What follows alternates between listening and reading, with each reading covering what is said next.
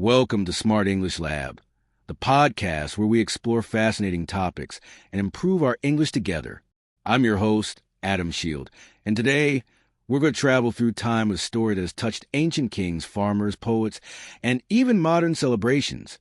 The story of wine.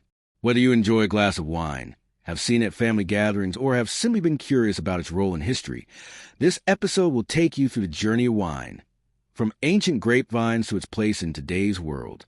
So sit back, relax, and let's uncork the history of wine.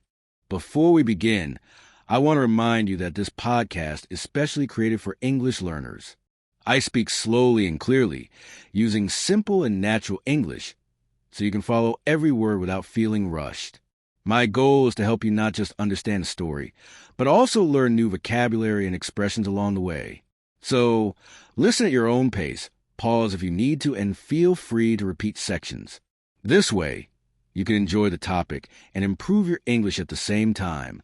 Segment 1, The Birth of Wine, Ancient Beginnings.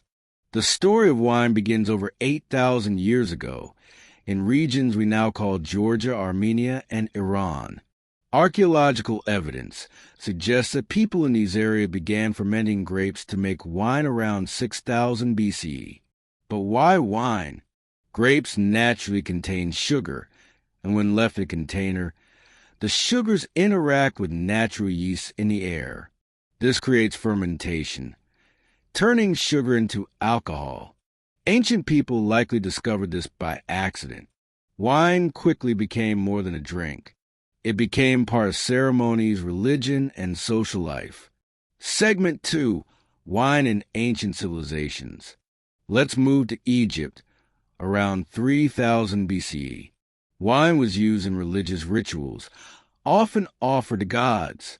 Pharaohs enjoyed wine at feasts, and wall paintings and tombs show scenes of vineyards and winemaking.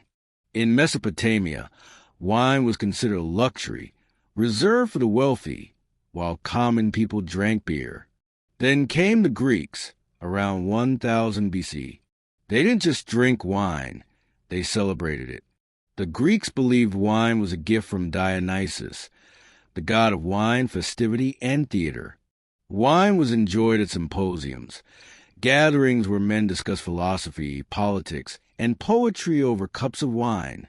Segment 3, The Roman Influence, Spreading Wine Across Europe.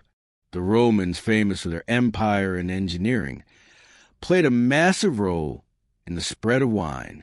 They learned winemaking from the Greeks, but improved it by developing vineyard techniques and better storage methods, such as using barrels and glass containers.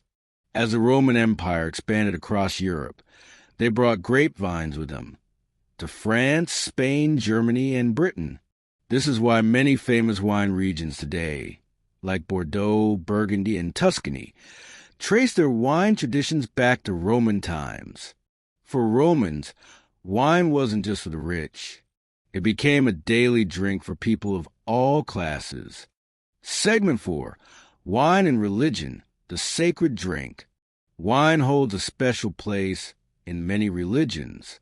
In Christianity, wine represents the blood of Christ and is central to the ritual of Holy Communion. In Judaism, wine is blessed and shared during important ceremonies like Passover. Even in ancient pagan traditions, wine was linked with gods and sacred festivals.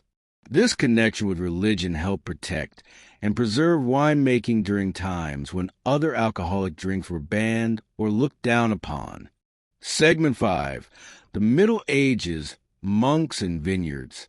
After the fall of the Roman Empire, Europe entered the Middle Ages. During this time, Christian monks became the guardians of winemaking. Monasteries had vineyards and produced wine not only for religious purposes but also for trade and local communities. Monks in regions like France and Germany carefully recorded their methods, experimented with different grape types, and improved the quality of wine. They laid the foundation for many of today's finest wines. Segment 6, The Age of Exploration. Wine goes global. From the 15th century onwards, European explorers carried grapevines around the world. They introduced winemaking to South America, especially Argentina and Chile, South Africa, Australia, California, USA. New world wines emerged, each with its unique climate and style. Today, some of the most celebrated wines come from these regions, competing with traditional European producers. Segment 7, the modern wine industry. The 19th and 20th centuries saw massive changes in wine production. Technological advances brought better farming methods, modern fermentation control, scientific research into grape varieties. However, the wine industry also faced challenges, like the phylloxera disease that destroyed many vineyards in Europe during the late 1800s. Today, wine is a global industry, worth billions of dollars, connecting farmers, scientists, chefs, and consumers. Wine has also become a symbol of culture, celebration, art, and even health, with research showing that moderate wine consumption can have health benefits. Segment 8, Wine and Language and Culture. Let's pause for a quick vocabulary note. Fermentation, the chemical process by which sugar turns into alcohol. Vineyard, a place where grapes are grown. Ceremony, a formal event often with traditional actions. Monastery, a place where monks live and work. Cultivation, the process of growing plants or crops. And some common phrases. To toast, to raise a glass and say good wishes. Vintage, wine from a particular year or something classic. Thank you for joining me today on this fascinating journey through the history of wine. From ancient clay pots to modern vineyards, wine has traveled across centuries, cultures, and continents. It's a story of tradition, innovation, and human connection.